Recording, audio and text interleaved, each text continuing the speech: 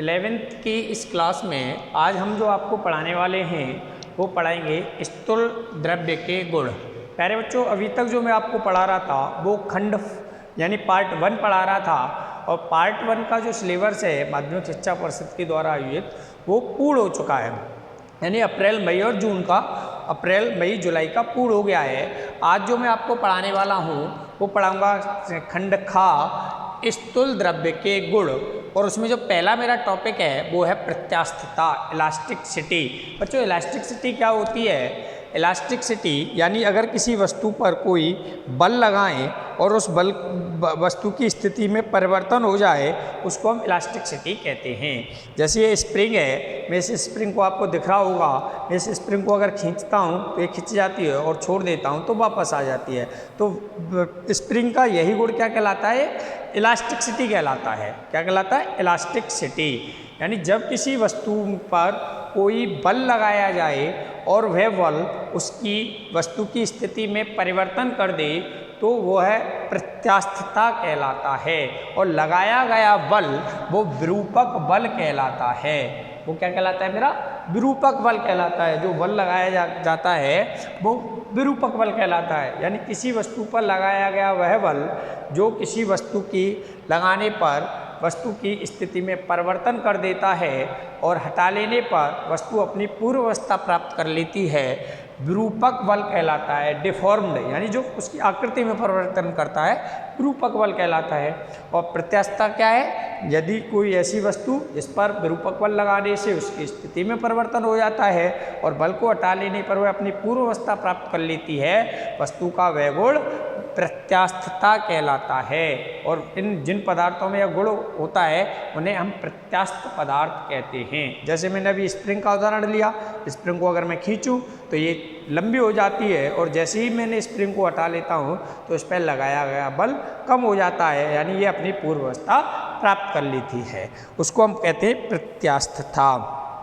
बच्चों हमारी प्रकृति है जो वो है उसमें दो प्रकार की हैं। हमारे जो आसपास दो प्रकार की वस्तुएं देखने को मिलती हैं।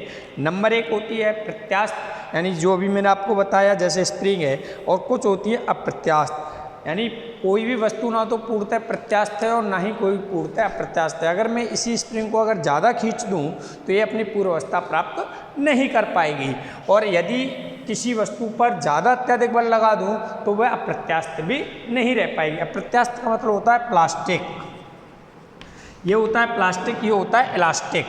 इलास्टिक यानी आप रबड़ से समझ सकते हैं, इलास्टिक और प्लास्टिक। यानी रबड़ को अगर मैं खींचूं तो वो अपनी पूर्व अवस्था प्राप्त कर लेती है, लेकिन अत्यधिक अगर खींच दूंगा तो वो अपनी पूर्व अवस्था प्राप्त नहीं कर पाएगी। अर्थात वह प्रत्यास्थ तो होती है लेकिन पूर्णतः प्रत्यास्थ नहीं होती। इसी प्रकार प्लास्टिक होती हैं। प्लास्टिक के किसी वस्तु को मैं आसानी से बल लगाऊँ, जैसे इस पर आसानी से बल लगाऊँ नहीं मुड़ेगी, लेकिन ज़्यादा बल लगाऊंगा तो मुड़ जाएगी। तो ना तो ये पूर्णतः अप्रत्यास्थ है ना पूर्णतः प्रत्यास्थ है। तो इनको हम कहते हैं अप्रत्यास्थ और प्रत्यास्थ। यानी जो बल लगाने पर अपने रूप या आकार में परिवर्तन कर लेती हैं वो प्रत्यास्थ कहलाती हैं, और बल लगाने पर पूर्व अवस्था में आ जाएं, जिन पर बल लगाया पूर्व अवस्था प्राप्त ना करें वो अप्रत्यास्थ कहलाती हैं। ठीक है। अब होता है बच्चों प्रतिबल। प्रतिबल क्या होता है? किसी वस्तु के प्रति एकांक क्षेत्रफल पर लगने वाला जो अभिलंबवत बल होता है वो कहता है प्रतिबल, स्ट्रेस। इसको क्या पढ़ते हैं? स्ट्रेस यानी स्ट्रेन, सॉरी। यानी किसी वस्तु के प्रति एकांक क्षेत्रफल पर अगर मैं बल लगाऊं तो उसको हम बोलते हैं प्रतिबल। उसको क्या बोलते हैं? प्रतिबल। अब प्रतिबल बराबर होता है बल बटे क्षेत्रफल।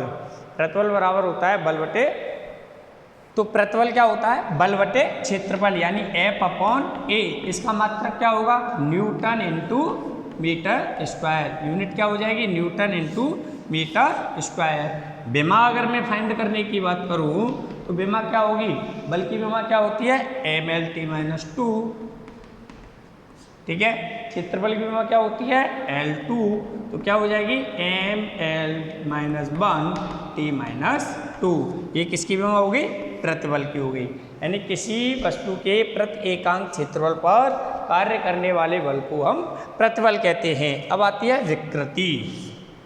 ठीक है। किसी वस्तु की आकृति में अगर मैं परिवर्तन करूंगा तो उसकी आकृति में होने वाला परिवर्तन यानी विकृति जो होती है मेरी, स्ट्रेस, विकृति जो होती है आकृति में परिवर्तन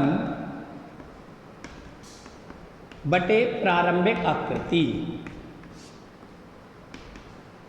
यानी प्रारंभिक आकृति और आकृति में परिवर्तन का जो अनुपात होता है वो हमारी क्या कहलाती है, स्ट्रेस यानी विकृति कहलाती है। जैसे अगर मैं किसी वस्तु, ये तार है, इसकी लंबाई मेरी L थी और मैं इसको खींचकर इसकी लंबाई में वृद्धि डेल L कर देता हूँ तो ये क्या कहलाती है, डेल L अपॉन L। किसी वस्तु की आकृति में होने वाले भिन्नात्मक परिवर्तन को, अनुपात को हम क्या कहते हैं, विकृति कहते हैं। ओके, इसका कोई मात्रक नहीं होता क्योंकि दोनों ही लेंथ हैं, या कोई भी जो राशि होगी, आयतन होगा, लंबाई होगी, क्षेत्रफल होगा, दोनों एक ही राशि होती हैं, इसलिए इसका कोई मात्रक और विमा नहीं होती। विकृति मेरी विमाहीन होती है। ओके, उसके बाद है हुक का नियम। हुक का नियम क्या होता है बच्चों? हुक का नियम होता है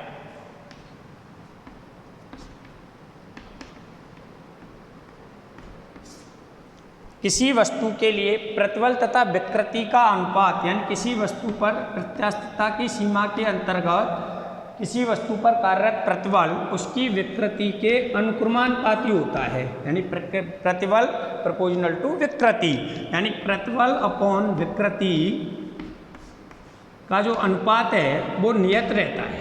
वो कैसा रहता है? नियत रहता है। और जब नियत राशि होती है तो हम यानी कांस्टेंट यूज करते हैं, तो उसको क्या बोलते हैं? यहाँ एक मैंने ई ले लिया है, यहाँ ई एक गुणांक है जिसे प्रत्यास्थता गुणांक कहते हैं। यहाँ ई क्या है? एक गुणांक है जिसे प्रत्यास्थता गुणांक कहते हैं। प्रतिबल क्या है? प्रत्यास्थता की सीमा के अंतर्गत प्रतिबल तथा विकृति का जो अनुपात है वो नियत रहता है। ये हुक्स लॉ है और ये कितना होता है? वो ई के बराबर होता है। ई यहाँ एक नियतांक है जिसे प्रत्यास्थता गुणांक कहते हैं। और प्रत्यास्थता गुणांक मेरा 3 प्रकार का होता है, यंग प्रत्यास्थता गुणांक, आयतन प्रत्यास्थता गुणांक और दृढ़ता गुणांक। आगे कल